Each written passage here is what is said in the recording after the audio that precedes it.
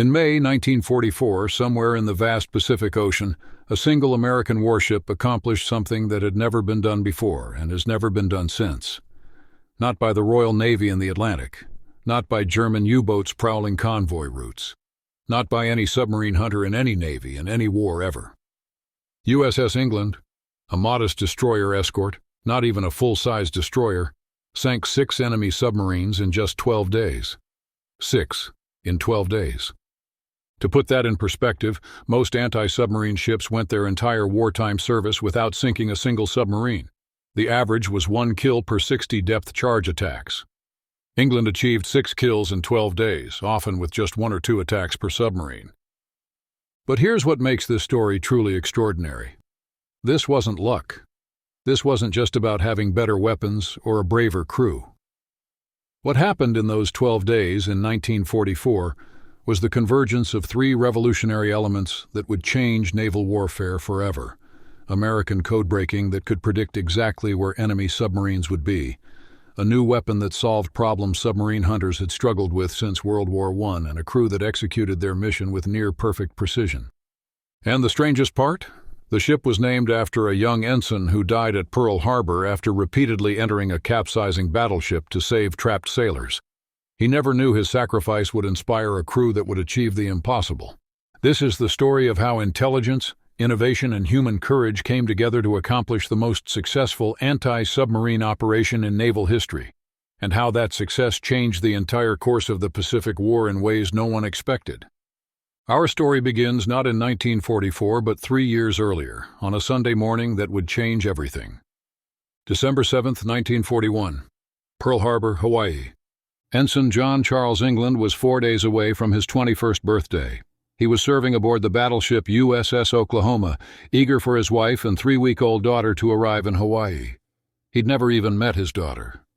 That morning, England volunteered to work in Oklahoma's radio room, trading shifts with a friend so the other man could spend more time with his family when they arrived. It was a small act of kindness that would define the rest of his short life.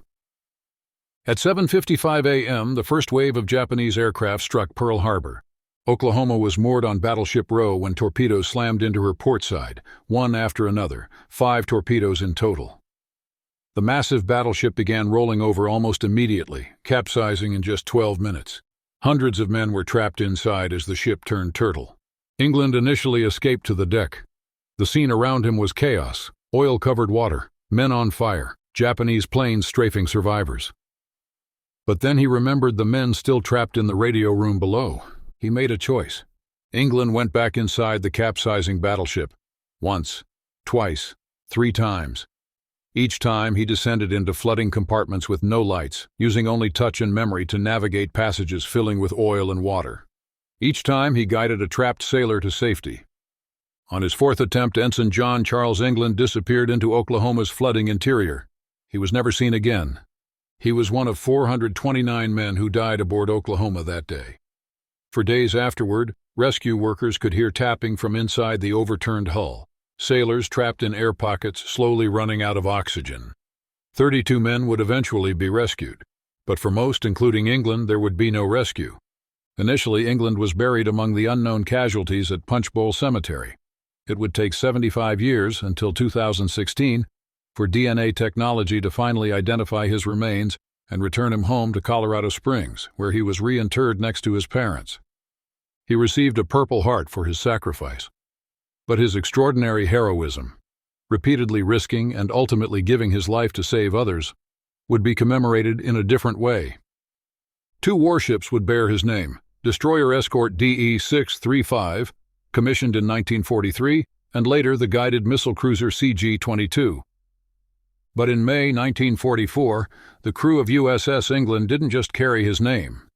They carried his legacy of courage and selfless service into battle, and they would honor that legacy in a way no one could have imagined. Fast forward to May 1944. The war in the Pacific had turned dramatically in America's favor, but Japan was far from defeated. Their submarines still prowled the ocean, and their navy was preparing for what they hoped would be a decisive battle to stop the American advance. But the Japanese had a problem they didn't fully understand. The Americans were reading their mail. On May 13, 1944, in a nondescript building at Pearl Harbor, a team of cryptanalysts working for Fleet Radio Unit Pacific, FRUPAC for short, intercepted a routine Japanese radio transmission. The message was from Submarine Y-16 to the commander of Japanese Submarine Division 7. It contained what seemed like mundane operational details. An estimated time of arrival off Bougainville in the Solomon Islands scheduled for 10 p.m. on May 22nd. But to the trained eyes of American intelligence officers, this wasn't mundane at all. This was an opportunity. The operation that made England's success possible had roots going back years. Since the early days of the war, teams of mathematicians, linguists, and puzzle solvers had labored in secrecy to break Japanese naval codes. The process was brutally difficult. Breaking the Japanese naval code, designated JN-25 by American intelligence, required mathematical brilliance combined with deep cultural understanding and linguistic expertise. Each message had to be intercepted, recorded, analyzed for patterns, and painstakingly decoded using techniques that combined mechanical computation with human intuition. These codebreakers worked in windowless rooms filled with IBM tabulating machines and mountains of paper. They worked around the clock knowing that every message they broke could save American lives. Their work had already contributed to American victories at Midway and in the Solomon Islands. But never before had decoded intelligence been used so directly and effectively in anti-submarine warfare. Here's why that matters. Submarines are invisible. They can be anywhere in millions of square miles of ocean. Finding them is like finding a needle in a haystack, except the haystack is constantly moving and the needle is actively trying to hide from you. But if you know exactly where the submarine is going to be, that changes everything. The decoded intelligence from that May 13th intercept was immediately transmitted through secure channels to the 3rd Fleet, and from there to Commander Hamilton Haines, who commanded Escort Division 39 stationed at Tulagi in the Solomon Islands. Haines was a veteran destroyer commander who had hunted German U-boats in the Atlantic before transferring to the Pacific. He understood submarine warfare, and he understood that this intelligence was pure gold. But then something even better happened. On May 18th, additional radio intelligence revealed a much bigger picture. The Japanese were establishing a scouting line of 7 submarines, designated the NA Line, stretching between the Admiralty Islands and Truk in the Caroline Islands. This was a submarine picket line positioned directly across the route American carriers were expected to use in their next major operation. The Japanese High Command was preparing for the decisive naval battle they desperately needed, but they weren't sure where the Americans would strike next. The Marianas? The Western Carolines? Western New Guinea? So they positioned 7 submarines in a line, each assigned a specific fixed patrol area, with orders to remain on station and report any American naval movements. And here's the thing. The Japanese transmitted specific coordinates for each submarine's position. American cryptanalysts worked feverishly to break out those coordinates.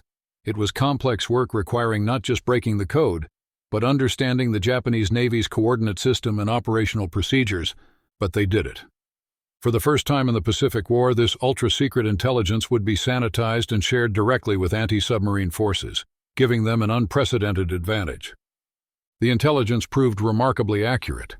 In each case, the Japanese submarines would be found within 50 nautical miles, and often much closer, to exactly where the decoded messages indicated they would be.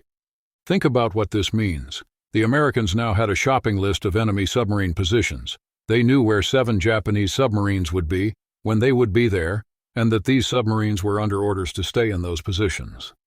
It was an anti-submarine commander's dream scenario, but sharing this intelligence came with enormous risk.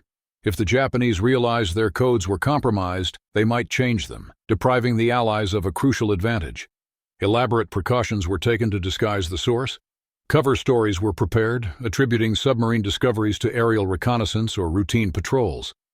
The crews of the destroyer escorts were told they were acting on aerial sighting reports.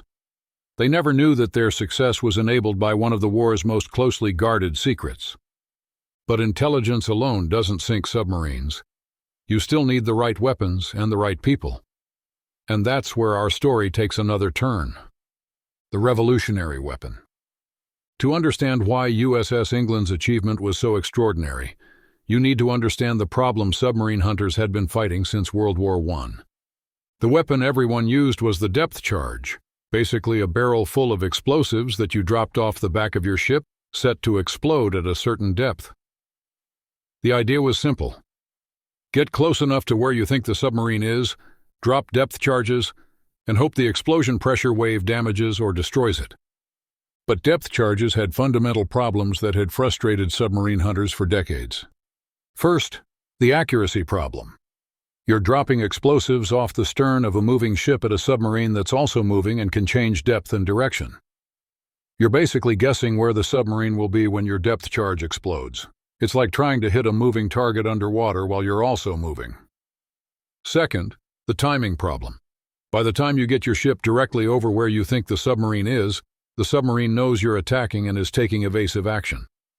But the biggest problem was this. When depth charges exploded, they created massive underwater explosions that deafened the attacking ship's sonar for many minutes, up to 15 minutes. During that period of acoustic blindness, you had no idea where the submarine went. It could be directly beneath you or 2 miles away. You were flying blind. The statistics told the brutal truth. On average, it took 60 depth charge attacks to sink one submarine. 60. Most submarine hunters went their entire war without a single kill. There had to be a better way. Enter the Hedgehog. Developed by the British Directorate of Miscellaneous Weapons Development in 1941, the Hedgehog represented a complete rethinking of how to attack submarines. It had only become widely available to American forces in late 1943, so it was still relatively new technology. The weapon consisted of 24 projectiles arranged in 6 rows of 4, mounted on a trainable platform. Each projectile weighed 65 pounds with a 35-pound charge of TNT or Torpex explosive. But here's what made it revolutionary. The Hedgehog fired forward, 200 to 300 yards ahead of the attacking ship. This solved the timing problem. You're attacking the submarine's predicted position, not where it was when you passed over it. The submarine has less time to evade. And then there was the genius part. The projectiles only exploded on direct contact with a solid object. If they missed the submarine completely, they just sank to the bottom without exploding. Let that sink in. With traditional depth charges, every attack created massive explosions whether you hit anything or not, deafening your sonar and giving the submarine time to escape. With the Hedgehog, if you missed, there was complete silence. Your sonar kept working. You could immediately track the submarine and set up another attack. The Hedgehog could be reloaded in about 3 minutes, so you could attack, immediately know if you missed because there would be no explosions, maintain continuous sonar contact, and attack again. And again. And again. But if you hit, if even one projectile made contact with a submarine's hull, that was usually enough. The contact explosion against the hull was far more destructive than the pressure wave from a near-miss depth charge. The hull itself helped contain and focus the explosive force inward. The statistics proved the Hedgehog's effectiveness. British analysis showed that with traditional depth charges, you needed an average of 60 attacks to sink one submarine. With the Hedgehog, that ratio improved to approximately 1 submarine sunk for every 5 to 6 attacks. A tenfold improvement in lethality. But the weapon still required skill to use effectively.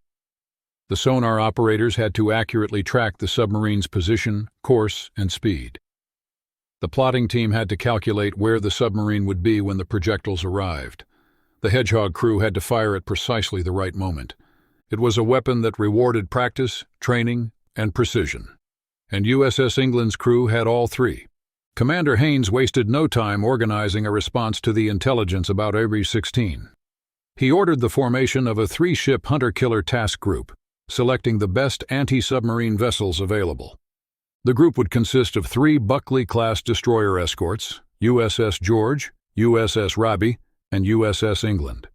All 3 were relatively new ships, part of a massive wartime construction program that would eventually produce 154 of these specialized anti-submarine warships. They were smaller and less expensive than fleet destroyers, but they packed enough firepower and anti-submarine equipment to be deadly submarine hunters. Each ship had been named to honor a fallen hero, a tradition that served not just to honor the dead, but to inspire the living. USS George bore the name of Seaman Second Class Eugene F. George, who had been posthumously awarded the Navy Cross for his actions as an anti-aircraft gunner aboard the cruiser USS San Francisco during the naval battle of Guadalcanal, when a damaged Japanese bomber, already aflame, deliberately aimed for the ship in a suicide attack. George and his gun crew stood their ground, firing until the moment of impact. USS Raby was named for Rear Admiral James Joseph Raby, who had earned the Navy Cross during World War I commanding transatlantic convoy operations. He had been a pioneer in anti-submarine warfare, developing tactics that proved convoys could defeat the submarine menace. And USS England carried the legacy of Ensign John Charles England, whose sacrifice at Pearl Harbor would inspire her crew in the battles ahead. These Buckley-class ships were purpose-built submarine hunters. Each was armed with 3 3-inch guns, 1 triple bank of torpedoes, 2 stern-mounted depth charge racks, 8 K-gun depth charge projectors, and, most importantly, 1 Mark 10 Hedgehog anti-submarine mortar. Their diesel-electric propulsion systems gave them exceptional range, allowing them to operate for extended periods without refueling. They could cruise for weeks, hunting submarines across vast stretches of the Pacific. On May 18, 1944, all 3 ships departed Purvis Bay with Commander Haynes embarked aboard George as the officer in tactical command. Their mission? Find and destroy Y-16 based on the intelligence about her planned arrival off Bougainville. But this submarine hunt was part of a much larger picture. That same day, the task force departed. The additional intelligence about the NA line was being decoded. The Americans now knew about 7 submarines positioned across the path of American carrier operations. What the Japanese didn't know was that they had just signed the death warrants for their entire submarine line. USS England was under the command of Lieutenant Commander Walton Barclay Pendleton, though many historians note that the ship's executive officer, Lieutenant John A. Williamson, deserved equal credit for the tactical proficiency that would make England legendary. Williamson had been the one conducting endless drills, refining attack procedures, and maintaining the crew's edge during long months of routine patrols. The crew of USS England was young and relatively inexperienced in combat, but they had been drilled relentlessly in sonar operation, attack procedures, and damage control. They knew their ship, they trusted their officers, and they were about to prove themselves in a way that would make naval history. As the 3 destroyer escorts steamed toward their hunting ground, none of them knew they were about to participate in the most successful anti-submarine operation ever conducted. The stage was set, the intelligence was solid, the weapons were ready. All they needed now was to find their targets, and that wouldn't take long. I-16 was no ordinary submarine. She was a veteran of 9 war patrols with a distinguished combat record. A Type C-1 submarine, one of the largest in the Japanese fleet, she was 358 feet long and displaced 3,561 tons submerged. And she had achieved a unique place in history. I-16 had launched the very first attack of the Pacific War. In the pre-dawn hours of December 7, 1941, I-16 had launched a 2-man midget submarine attempting to penetrate Pearl Harbor and attack American warships from within. The midget submarine was commanded by Lieutenant Junior Grade Yokoyama Masaharu, and though he never returned, his craft was part of the coordinated assault that brought America into World War II. Since then, I-16 had conducted multiple patrols, including a successful midget submarine attack on the British battleship HMS Ramillies in Madagascar that caused severe damage. She had resupplied Japanese garrisons during the Guadalcanal campaign and survived an air attack in December 1943. But now, in May 1944, this veteran submarine was being used for a much less glamorous mission, carrying rice to a starving garrison. On May 14, 1944, I-16 departed Truk Lagoon under the command of Lieutenant Commander Takeuchi Yoshitaka. Her cargo, rice in 75-pound rubber bags intended for the Japanese garrison at Buin on Bougainville. The garrison had been bypassed by American forces and was slowly being starved into submission. It was a terrible waste of a fleet submarine and trained crew. Once proud submarines were being reduced to cargo carriers for troops who were ultimately doomed. But the Japanese Navy's code of honor demanded that no garrison be abandoned while any means of supply remained. I-16's departure transmission, intercepted and decoded by American intelligence, had sealed her fate. On the afternoon of May 19, 1944, an Allied PBY Catalina spotted U-16 on the surface north of Bougainville, confirming the intelligence. The submarine was running on the surface to recharge her batteries and make better speed. A necessary but dangerous operation that left submarines vulnerable to radar-equipped enemies. The three destroyer escorts immediately formed a line abreast and commenced a coordinated sonar sweep of the area. This formation, with ships spaced at optimal sonar detection intervals, created an acoustic net that few submarines could escape. At 1:35 p.m., England's sonar operator reported contact with a submerged submarine at a range of 1,350 yards. The hunt was on. I-16 immediately commenced standard Japanese evasion tactics: radical changes in depth and direction, sudden speed changes, sharp turns. These tactics had been developed through hard experience and had saved many submarines from destruction. Lieutenant Commander Pendleton brought England in for her first attack run, but the first Hedgehog salvo missed as I-16 successfully evaded, diving deep and turning sharply at the last moment. The second attack also failed to connect. I-16 was using every trick, releasing bubbles to create false sonar targets, changing depth rapidly, making radical course changes. On the third attack, England's Hedgehog scored a single hit. The explosion would have been devastating inside the submarine, throwing men against bulkheads, shattering lights, potentially causing flooding. But I-16's strong hull absorbed the damage, and she continued her desperate evasion maneuvers. Pendleton set up for a fourth attack, which again missed the violently maneuvering submarine. By now, the hunt had been going on for over an hour. The tension aboard England was palpable. They had a submarine trapped but couldn't deliver the killing blow. In the plotting room, officers worked frantically to predict I-16's next move. The sonar operators strained to maintain contact as the submarine dove deeper, approaching thermal layers where temperature differences in the water could hide it from sonar. But England's crew was learning. They had noticed patterns in I-16's evasion tactics: a tendency to turn to port when diving, a preference for certain depth bands. On the fifth attack run, they had the submarine figured out. At 2:35 p.m., multiple Hedgehog projectiles found their mark. The massive underwater explosion that followed was so powerful it lifted England's stern completely out of the water, throwing men to the deck and rattling the entire ship. The explosion was heard and felt on the other destroyer escorts thousands of yards away. 20 minutes later, oil and debris began rising to the surface: rice bags, pieces of wood, cork insulation, a sailor's cap, pages from a Japanese book.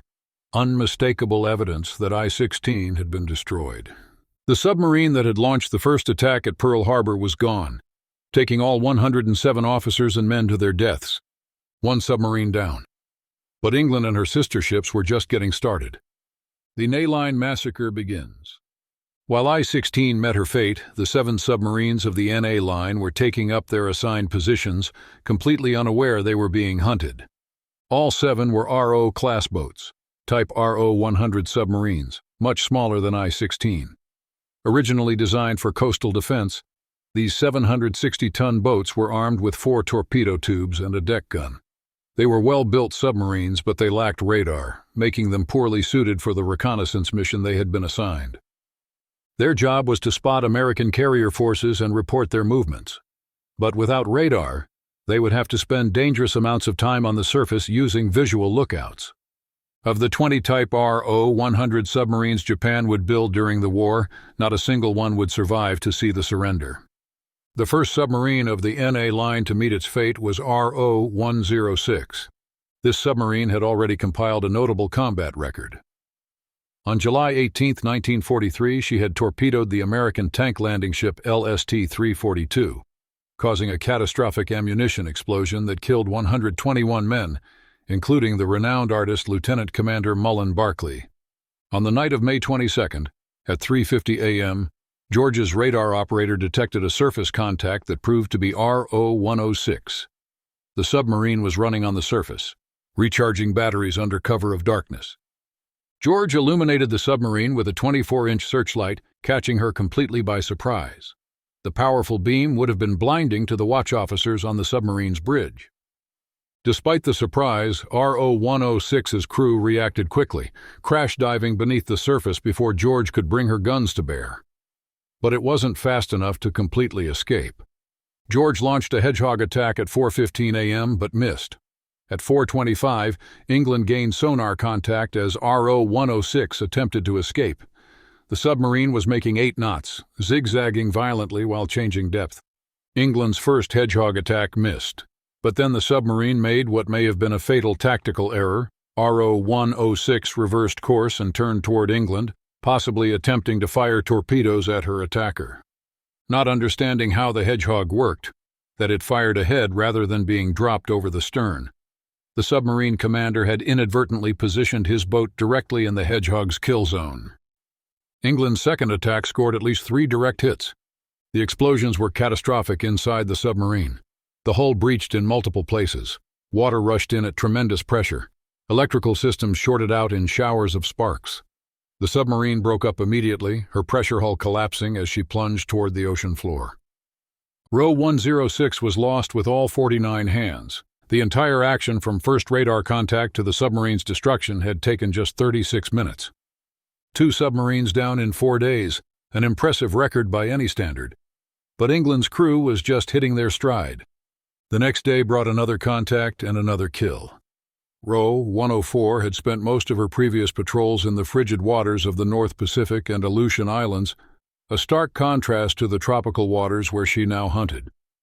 In late 1943, she had performed a remarkable rescue mission, saving 75 survivors of the Japanese cruiser Sendai after she was sunk in battle, including a rear admiral. On May 23 at 6:04 a.m., an Allied aircraft spotted RO-104 on the surface approximately 250 nautical miles north-northwest of Kavieng. The submarine's radar detector worked, giving just enough warning for an emergency dive before the destroyer escorts could close to gun range. Once submerged, RO-104's captain employed every evasion technique he knew.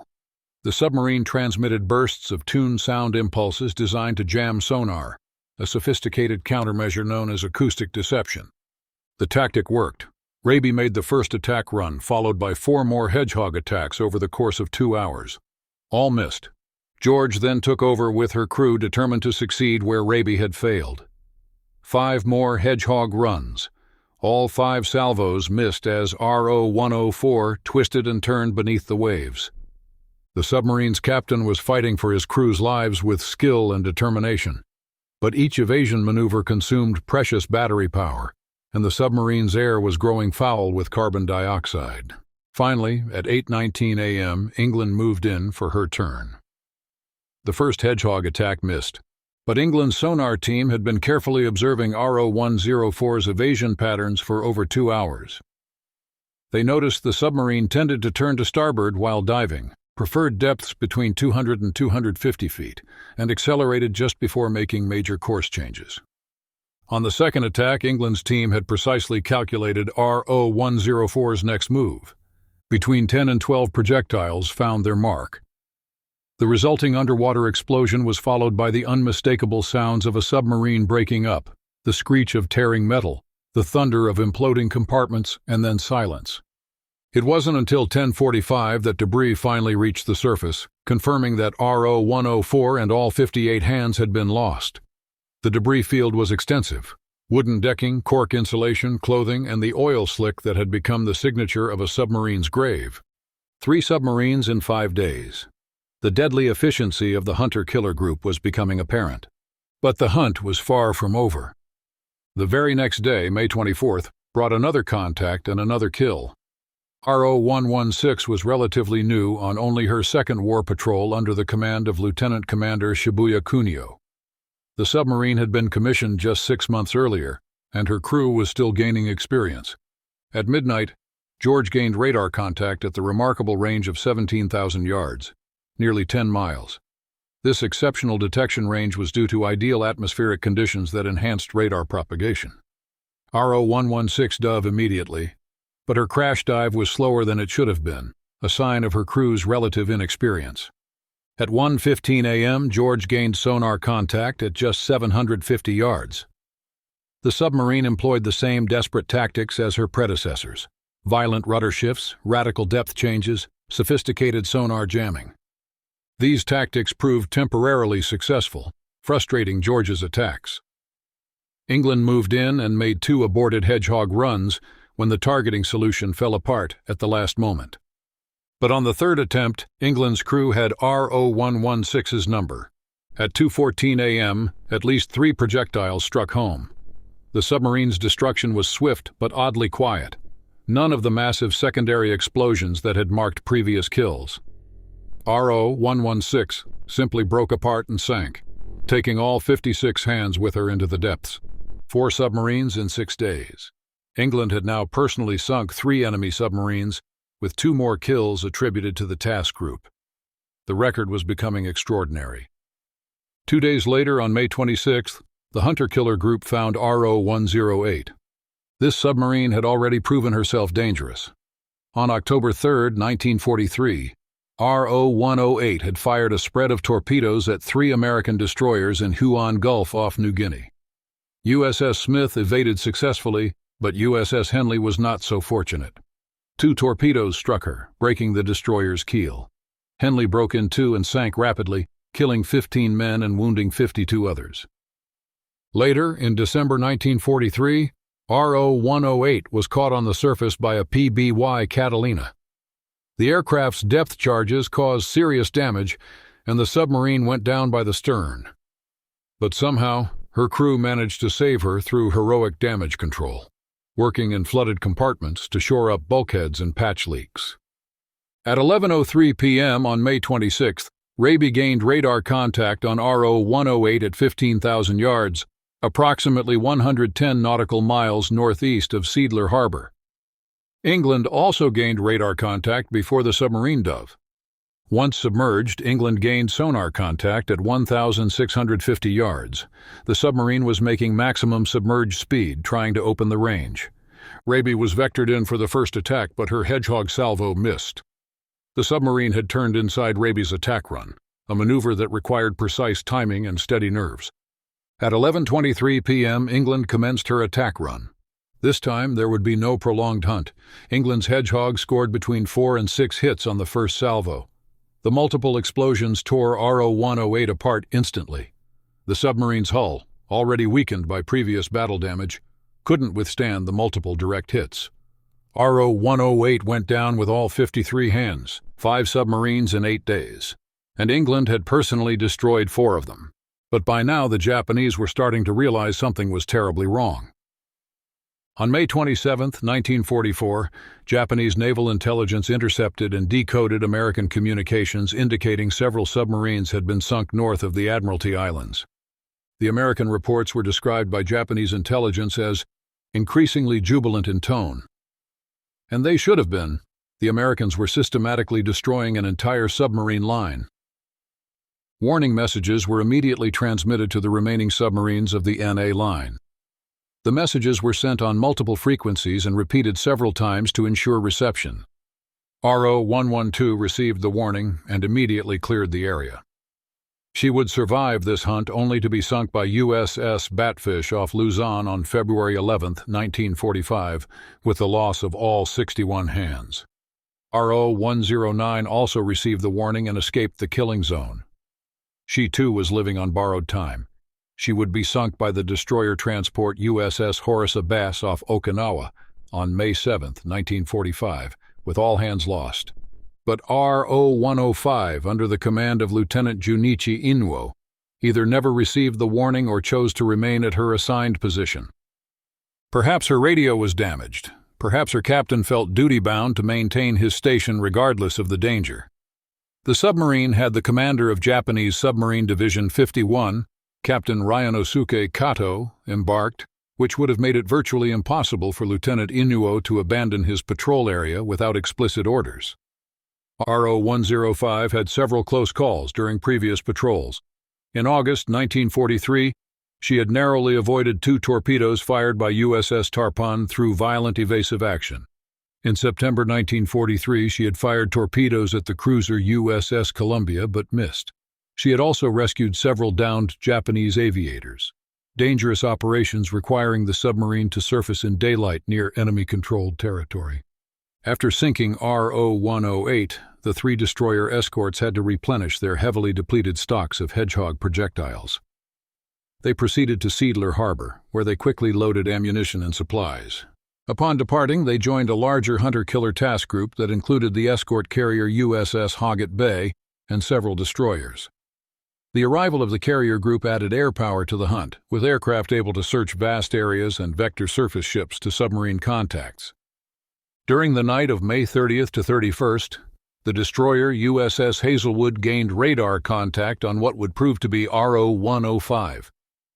The submarine immediately dove and commenced evasive maneuvers that would continue for the next several hours in one of the most prolonged submarine hunts of the war. RO-105's captain pulled every trick in the book in his desperate fight for survival.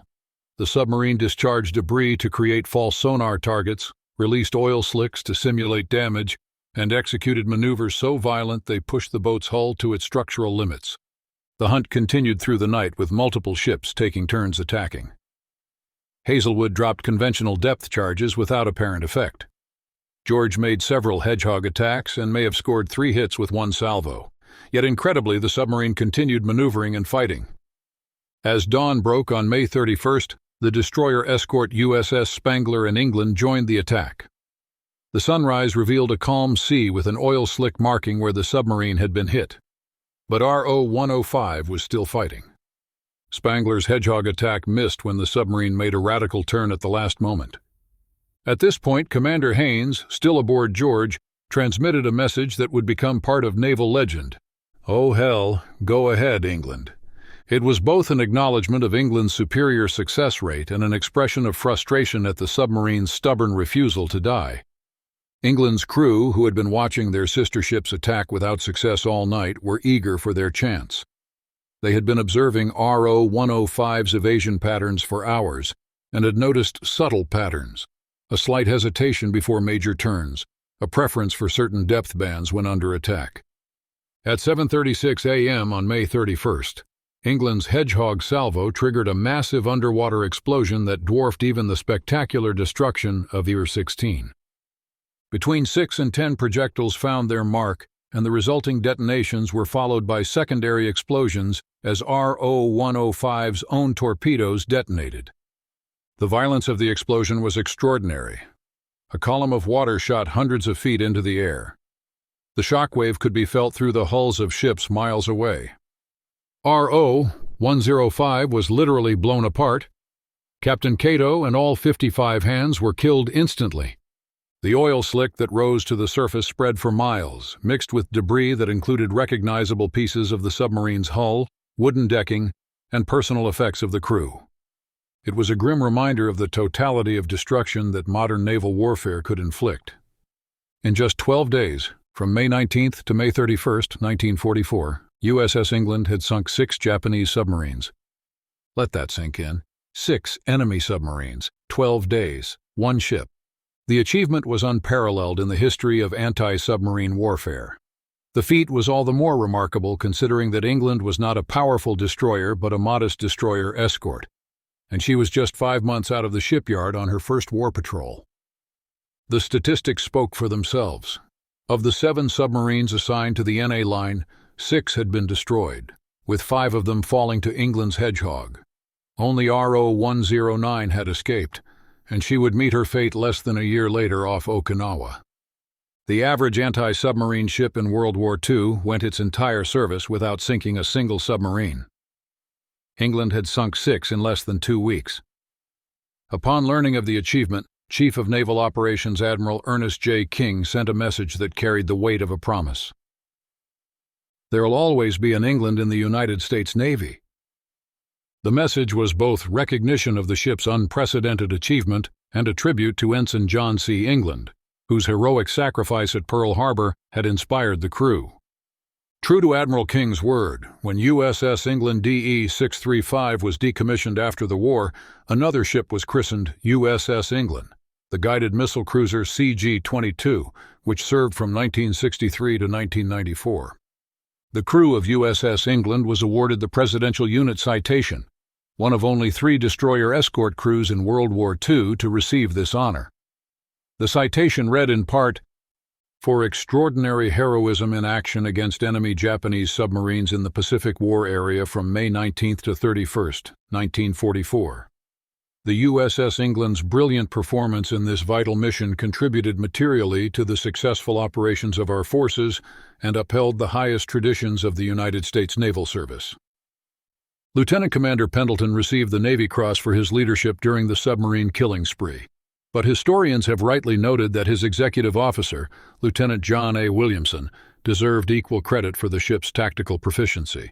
Williamson had been the one conducting endless drills, refining attack procedures, and maintaining the crew's edge. His contribution to England's success would be recognized when he later assumed command of the ship. But the story doesn't end with medals and citations, because the impact of England's success rippled far beyond the immediate tactical victory. Here's something the crew of USS England never knew. Their success helped win one of the most decisive naval battles of the Pacific War. The loss of the NA Line submarines had strategic implications that went far beyond 6 sunken boats. And this is where the story gets really interesting. The Japanese Naval Command was desperately trying to figure out what happened. They knew they had lost the submarines. They knew an American force had passed through the area. But they drew the wrong conclusion. Japanese naval commanders became convinced that a large American force had passed through the area en route to the Western Carolines or Western New Guinea, rather than the actual target, the Mariana Islands. This misinterpretation caused Admiral Suemu Toyota, Commander-in-Chief of the Combined Fleet, to delay and misdirect the execution of Operation Ago, Japan's plan for the decisive naval battle. Japanese fleet units wasted precious fuel moving to the wrong positions. By the time they realized their error and repositioned to defend the Marianas, it was too late. The American invasion of Saipan began on June 15, 1944, catching the Japanese fleet out of position. The resulting Battle of the Philippine Sea, fought on June 19 to 20, 1944, saw the destruction of Japanese naval aviation as an effective force. In what American pilots called the Marianas Turkey Shoot, over 400 Japanese aircraft were shot down against minimal American losses. 3 Japanese carriers were sunk. The myth of Japanese naval aviation superiority was permanently shattered. And it all started with the destruction of the NA Line, an operation that USS England played the leading role in. But here's the thing. The American Navy tried to keep England's success secret to protect the source of the intelligence that had made it possible. If the Japanese realized their codes were so thoroughly compromised, they might change them, depriving the Allies of a crucial advantage. Ironically, Japanese naval intelligence correctly deduced that the loss of the submarines was due to American radio intelligence. Internal Japanese reports acknowledged that their codes had been compromised. Yet incredibly, they persisted in believing that their main naval codes remained secure. This denial would cost them dearly in the remaining year of the war, as American codebreakers continued to read Japanese messages and direct American forces to intercept Japanese ships and submarines. The loss of the Marianas also brought American B-29 bombers within range of the Japanese home islands, sealing Japan's fate. The strategic island chain that Japan had fortified for years fell in a matter of months, and with it went any realistic hope of defending the inner empire. So when you trace it back, USS England's 12-day rampage helped enable the Marianas campaign, which led to the Turkey Shoot, which destroyed Japanese naval aviation, which led to the bombing campaign that would eventually force Japan to surrender. Not bad for a ship that was supposed to just escort convoys. So what made USS England's achievement possible? It wasn't just one thing. It was the convergence of 3 revolutionary elements that came together at exactly the right time in exactly the right place. First, the intelligence. American codebreakers had achieved something extraordinary. They could read Japanese naval communications with enough accuracy and timeliness to direct tactical operations. This was unprecedented. Previous code-breaking successes, like the intelligence that enabled the victory at Midway, had provided strategic warning. But this was different. This was actionable, real-time intelligence that told submarine hunters exactly where to find their targets. The teams at FRUPAC worked in windowless rooms with IBM tabulating machines, mountains of paper, and brilliant minds that combined mathematical genius with linguistic expertise. They broke codes, analyzed patterns, and extracted coordinates with remarkable accuracy. And for the first time, this ultra-secret intelligence was shared directly with tactical units, giving them an advantage that seemed almost unfair. Second, the technology. The Hedgehog anti-submarine mortar solved problems that had plagued submarine hunters since World War I. By firing ahead instead of dropping charges astern, by exploding only on contact instead of at preset depths, by maintaining continuous sonar contact instead of creating acoustic blindness, the Hedgehog improved the kill ratio tenfold. It was a revolutionary weapon that rewarded skill and persistence, and USS England's crew had both. Third, the execution. All the intelligence and technology in the world means nothing without skilled crews to use them effectively, and England's crew had trained relentlessly. Their sonar operators could track submarines through every evasion maneuver. Their plotting teams could predict where submarines would be when the Hedgehog projectiles arrived. Their weapons crews could reload and fire with remarkable speed. More importantly, they learned from every attack. They noticed patterns in submarine evasion tactics. They refined their attack procedures. They got better with each engagement. By the time they encountered RO-105 on their sixth kill, England's crew was operating like a precision instrument. They had sunk 5 submarines in 11 days. They knew what worked. They knew how to kill submarines. When Commander Haynes transmitted, "Oh hell, go ahead, England," it wasn't just frustration. It was recognition that England had become the best submarine killer in the Pacific, possibly the world. And here's the beautiful part. None of this was guaranteed. Intelligence had to be accurate and timely. Technology had to work as designed. Crews had to execute flawlessly. Submarines had to be where the intelligence said they'd be. Hedgehogs had to hit their targets. Everything had to come together perfectly. And for 12 days in May 1944, everything did. USS England continued her war service after her remarkable submarine killing spree, but she would face her own brush with disaster. On May 9, 1945, while supporting operations off Okinawa, England was struck by a kamikaze aircraft. The Japanese plane crashed into her starboard side, killing 37 of her crew and wounding 25 others. The damage was severe enough that England was towed to Leyte for repairs. She would survive the war, but her fighting days were over. She was decommissioned in 1946 and sold for scrap in 1946. The ship that had achieved the impossible lasted just 3 years from commissioning to scrapping, a brief but brilliant life. But Admiral King's promise was kept. When USS England DE-635 was decommissioned, another ship was christened to carry on the name, USS England, CG-22, a guided missile cruiser that served from 1963 to 1994. And beyond the ships themselves, England's achievement left a lasting legacy in naval warfare. The success demonstrated the effectiveness of the Hedgehog weapon system, leading to its widespread adoption and continued development.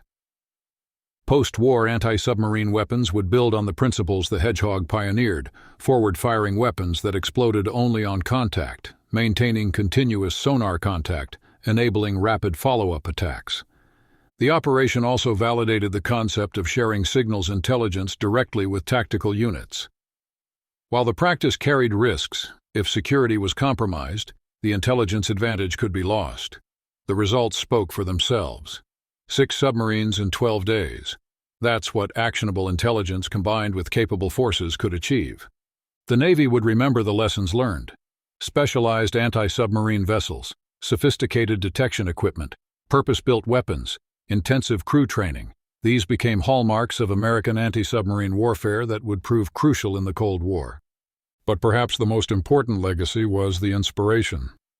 The crew of USS England proved that ordinary people, properly trained and equipped, could achieve extraordinary things. They weren't Naval Academy graduates or career officers. They were kids from farms and cities, many of whom had never seen the ocean before joining the Navy. But they practiced, they trained, they learned. And when the moment came, they executed their mission with a level of proficiency that made naval history. They honored the legacy of Ensign John Charles England, who had given his life trying to save his shipmates at Pearl Harbor. His sacrifice inspired them, his name empowered them, and they made sure that name would never be forgotten. The story of USS England is more than just a tale of naval combat or technological superiority. It's a profound testament to what becomes possible when intelligence, innovation, and human courage converge at exactly the right moment. Think about it. American codebreakers working in windowless rooms with primitive computers, decoding enemy transmissions and pinpointing submarine positions with remarkable accuracy. British weapons designers solving problems that had frustrated naval tacticians for decades, creating a weapon that would change anti-submarine warfare forever. And a crew of young American sailors, many barely out of their teens, executing their mission with precision that professional naval officers still study decades later. Each element was essential. Remove any one of them, and the achievement becomes impossible. But bring them together, and you get something unprecedented. 6 enemy submarines destroyed in 12 days by a single ship. The Japanese submarine force never recovered from these losses. Not just the 6 submarines themselves, but the psychological impact. The realization that American anti-submarine capabilities had reached a level where submarines could be hunted down with systematic efficiency. The knowledge that their codes were compromised, even if they refused to fully accept that reality. And the strategic impact, the misdirection that led to the disaster at the Philippine Sea, the loss of the Marianas, the beginning of the end for Imperial Japan. All of it traces back to those 12 days in May 1944 when USS England prowled the waters north of the Admiralty Islands, methodically destroying an entire submarine line. Today, USS England's record remains unmatched. No other warship in any navy has ever sunk 6 enemy submarines in such a short period. It's a record that will likely never be broken simply because submarines rarely operate in known fixed positions anymore.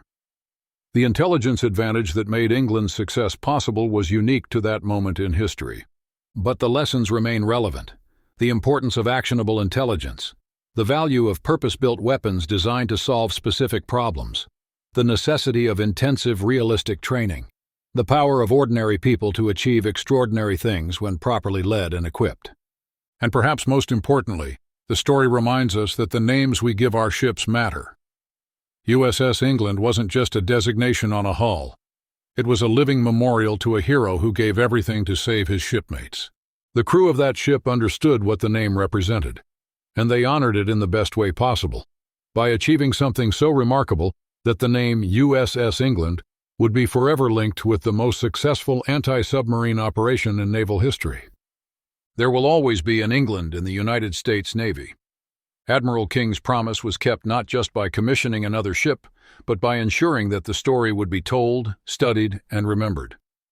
Because some achievements are too extraordinary to be forgotten.